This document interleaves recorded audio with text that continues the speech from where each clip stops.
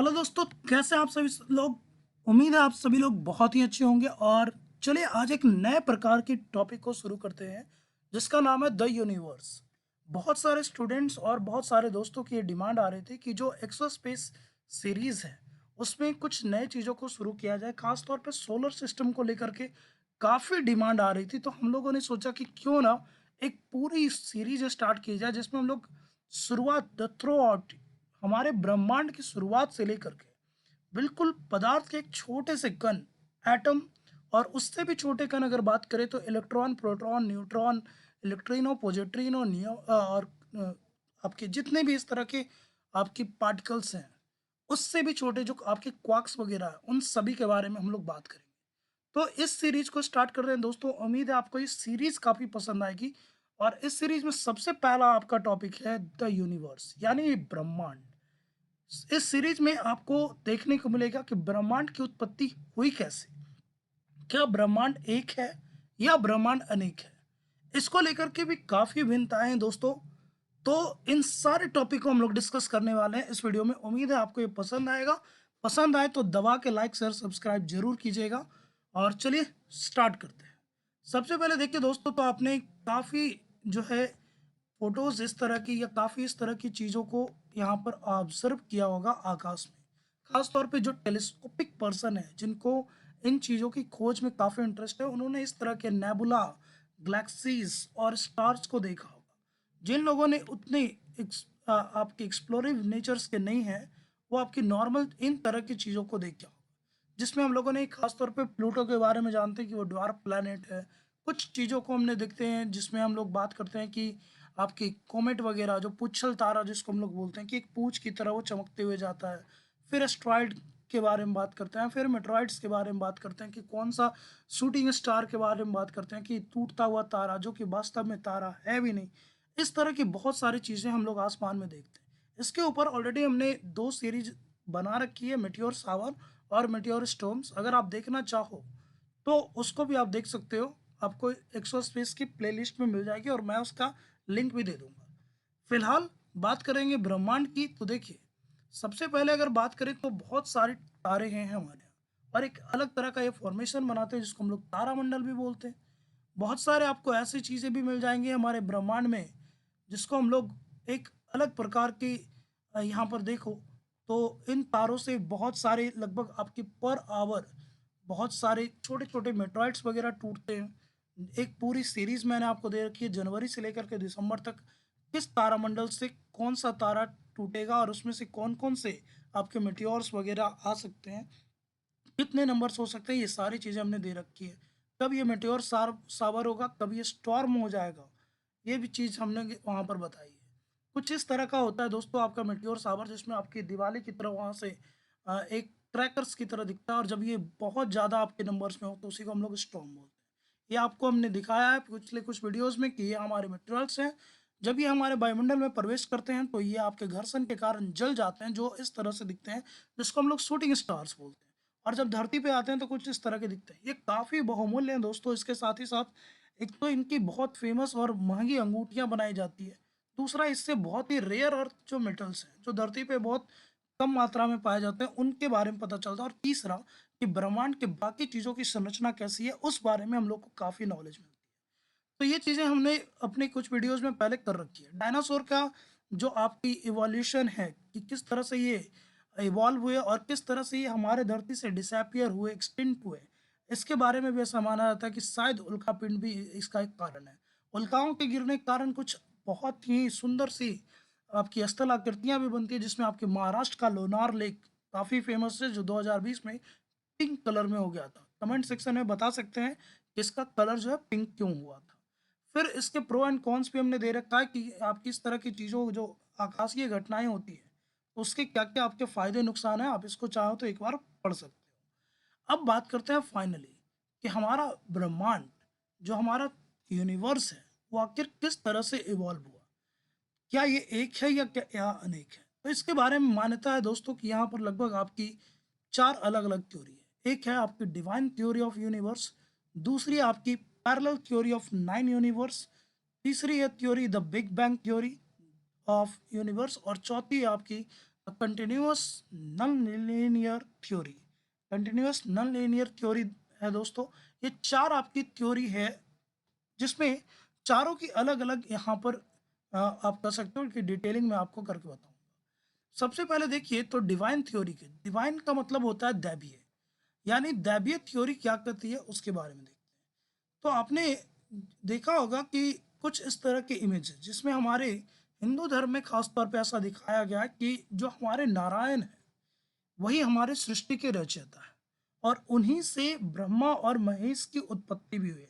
कुछ जगह पे आपको ब्रह्मा विष्णु महेश की उत्पत्ति के जो स्रोत के रूप में शक्ति को दिखाया गया है। तो ये अलग अलग मैथोलॉजिकल चीजें हैं। खैर, जो डिवाइन थ्योरी है, जो दैवीय सिद्धांत है, वो ये बोलता है कि ये सब ईश्वर की लीला है। यानी जो ब्रह्मांड है, जो ग्रह है, जो मृत्यु लोक है, ये सब के सब ईश्वर की रचनाएं हैं और ईश्वर ही इसको बनाता है, ईश्वर ही इसको चलाते हैं और ईश्वर ही इसको वक्त करने पर इसको विनाश भी कर देते हैं। अभी अगर आप देखना चाहो तो ऐसा ही कुछ आपकी हॉटस्टार पे इसकी एक मूवी भी आई थी समथिंग, तो आप चाहो तो ऐसा ही उसमें देख सकते हो। मार्वल्स की एक मूवी थी। तो यहाँ पर ये दिखाया गया कि आपकी जो त्रिदेव हैं वही इस पूरे सृष्टि के रचयिता है, जिसमें ब्रह्मा को यहाँ पर एक क्रिएटर की भूमिका दी गई कि ये आपकी सृष्टि के रचनाकार है, ये जीवों की उत्पत्ति देते हैं, ये सृष्टि की रचना करते हैं। डायरेक्टर यानी इस जीवन को चलाने वाला जो पालनहार है वो हमारे नारायण यानी विष्णु को बताया गया है। और जो हमारे शिव हैं, महादेव महाकाल, इनको ऐसा बताया गया है कि ये हमारे डिस्ट्रॉयर है, यानी संहार करते हैं। जब जब धरती पे पाप पड़ेगा, ये तीनों अपने अपने रूप में इस धरती का संचालन, संहार और रचनाएं करते हैं और उसको चलाते हैं। तो डिवाइन थ्योरी तो यही बोलती है कि हमारे जो सृष्टि यानी इस ब्रह्मांड की रचना है ये दैवीय शक्तियों के कारण हुई। अलग अलग धर्मों में यहाँ पर आपको कुछ अलग अलग दिखा जा सकता है। जैसे अगर आप देखना चाहो क्रिश्चियन की, तो वहाँ पर उन्होंने बताया है कि जो जीसस है वो गॉड सन है, यानी ईश्वर के पुत्र हैं। और इस पूरी सृष्टि की रचना किसने की है? तो जीसस के फादर यानी गॉड ने की है। तो वहाँ पर भी कुछ ऐसे ही चीज़ों को दिखाया गया है। सेम आपकी अलग अलग धर्मों में भी कुछ ऐसा ही बताया गया है। जैसे जैन धर्म, बौद्ध धर्म में चले जाओ तो वहाँ पर बताया गया है कि जो बोधिसत्व हैं, जो आपका ज्ञान है, वही इस पूरे ब्रह्मांड की रचना और इस पूरे ब्रह्मांड को चलाता है। दूसरी थ्योरी ये बताती है कि पैरेलल थ्योरी ऑफ 9 यूनिवर्स, यानी यहाँ पर एक ब्रह्मांड नहीं है। अगर आपने थॉर वाली वो मूवी देखी हो तो उसमें आपने देखा होगा कि जब आपका ये जो थॉर भाई साहब हैं, जब ये लॉकी से युद्ध करते हैं या दानव से युद्ध करते हैं, तो यहाँ पर आपको 9 जो गैलेक्सीज हैं ये आपस में एक टाइम पे मिल जाती है। और इसके कारण आपने फाइट सीन में भी देखा होगा कि वो लड़ते लड़ते एक गैलेक्सी से दूसरे गैलेक्सीज में चले जाते हैं। शक्तिमान जैसे सीरियल्स में भी आपने टाइम ट्रैवलिंग देखा होगा, या आज के टाइम में भी वैज्ञानिक टाइम ट्रैवलिंग को पॉसिबल मानते हैं। जिसके ऊपर अगर आप देखना चाहो तो इंटरस्टेलर जैसी हॉलीवुड मूवी देख सकते हो, जहाँ पर इस चीज़ को काफ़ी अच्छे से आपको बताया गया है। इसमें मेनली ये है दोस्तों कि ऐसा बताया जाता है कि यहाँ पर एक ब्रह्मांड नहीं है, ये 9 ब्रह्मांड है। और जब एक समय पे ये एक दूसरे के सामने आ जाते हैं तो हमें लगता है कि ब्रह्मांड हमारा क्या हो रहा है, एक्सपैंड हो रहा है, बड़ा हो रहा है। और यही जब एक दूसरे से दूर जाते हैं तो हमें ऐसा लगता है कि हमारा ब्रह्मांड जो है वो छोटा हो गया। यानी एक्सपेंशन कॉन्ट्रैक्शन जो है इस थ्योरी के हिसाब से ब्रह्मांड के साइज नियत है। ये 9 ब्रह्मांड जब मिलेंगे तो हमें ऐसा देखने में लगेगा कि ये बहुत बड़ा है। जब ये दूर होंगे तो ऐसा हमको फील होगा कि ये काफ़ी छोटा हो गया। तीसरी थ्योरी ये बताती है दोस्तों कि आपकी इस तरह की कुछ अगर आप देखो तो और भी कुछ इमेजेस हैं, काल्पनिक इमेजेस हैं दोस्तों, जो वैज्ञानिकों ने अपने अपनी रचनाएं से बनाई है कि कुछ इस तरह के आपके अलग अलग देख सकते हो कि आपकी यहाँ वैक्यूम होल्स टाइप के हैं जिसमें अलग अलग ब्रह्मांड है। तीसरी थ्योरी ये बताती है दोस्तों कि कंटिन्यूअस यूनिवर्स थ्योरी, यानी ब्रह्मांड ना तो बना ना बिखरा, ये लगातार चलता गया और ये नॉन लीनियर रूप में, यानी एक सीधी रेखा में नहीं है, ये अलग अलग दिशाओं में आपकी पूरी तरह से बिखरा हुआ है।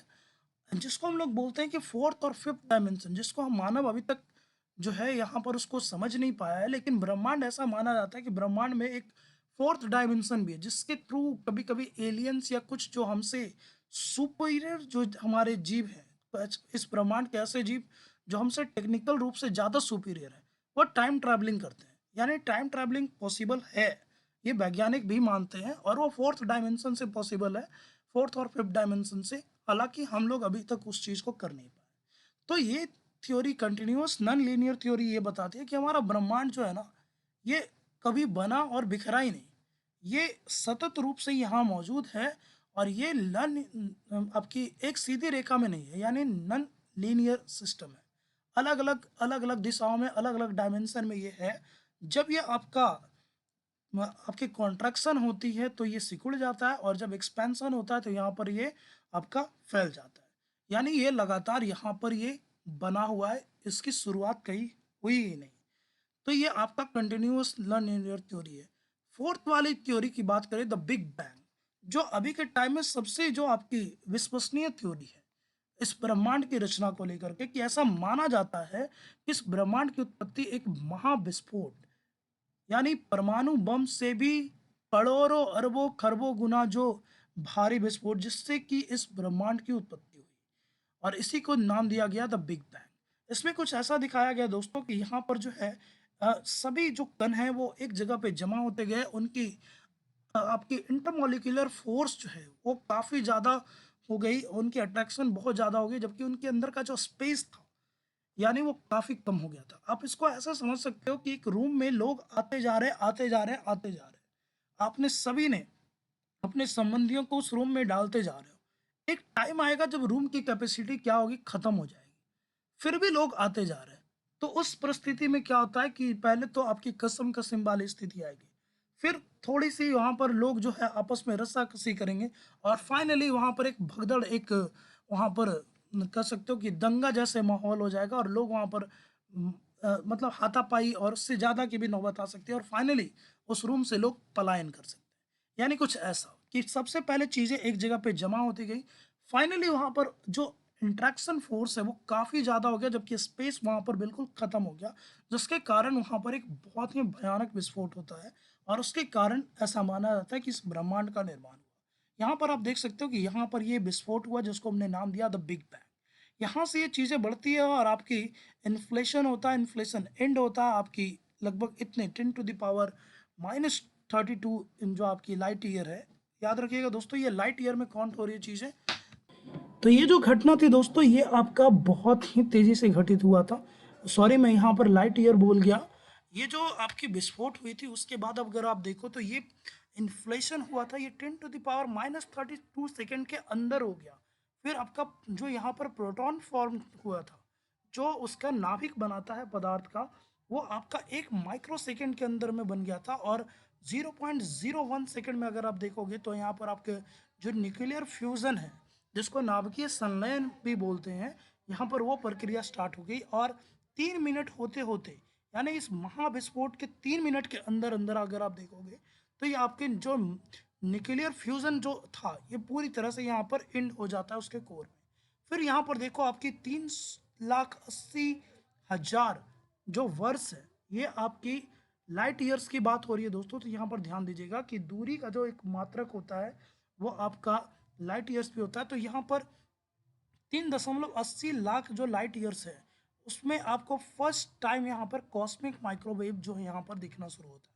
यानी ये जो समय है 200 मिलियन ईयर से पहले का, यहाँ पर आपका ब्रह्मांड जो है डिसैपियर था।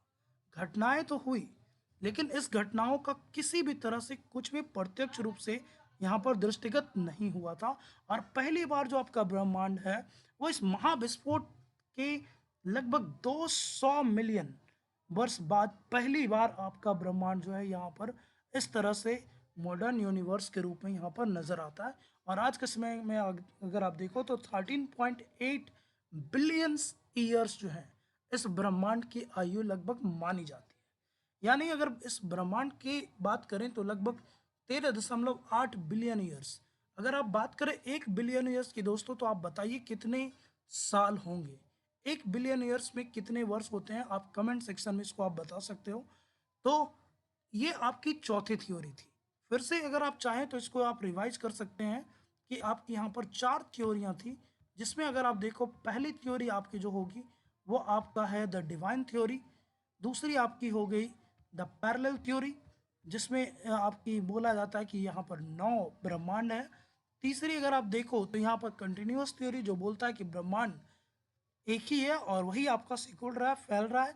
जो आपकी असंरेखीय यानी एक दिशा में नहीं है, वो अलग अलग डायमेंशन में है, जो कि नन लीनियर आपकी डायमेंशन है, जिसमें आपकी थर्ड डायमेंशन, फोर्थ डायमेंशन वगैरह भी अगर आप देखो तो यहाँ पर देखने को मिलेगा। और चौथी और सबसे जो विश्वसनीय थ्योरी यहाँ पर अगर आप देख सकते हो तो वो है द बिग बैंग थ्योरी, जिसके बारे में बोला जाता है कि इस ब्रह्मांड का निर्माण एक महाविस्फोट से हुआ है और जिसके लगभग 200 मिलियन वर्ष के बाद पहली बार ब्रह्मांड जो है वो हम लोग को दृष्टिगत हुआ था। यहाँ पर कुछ इस तरह से अगर आप इसको देखना चाहो तो यहाँ पर ये देख सकते हो, कुछ इस तरह से आपको देखने को मिल जाएगा। तो फिलहाल दोस्तों इस टॉपिक में इतना ही। उम्मीद है आपको ये टॉपिक काफ़ी पसंद आएगा। ये आपके ब्रह्मांड से जुड़ी कई नई चीज़ों के बारे में आपको जानकारी देगा। तो अगर आपको पसंद आए तो लाइक शेयर सब्सक्राइब जरूर कीजिएगा। Thank you so much. जय हिंद। पर्यावरण का ध्यान रखें और अपनों के करीब रहें।